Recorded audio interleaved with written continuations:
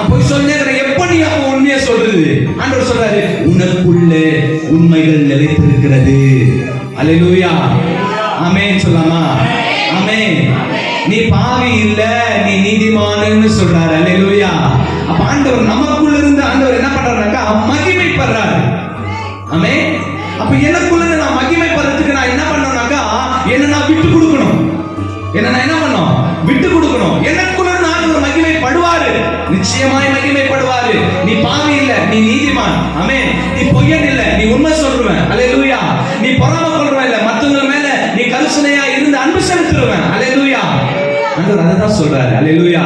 நான் உனக்குள்ள வந்துட்டு பிறகு நீ உண்மை உள்ளவனாய் மாறில்லையே.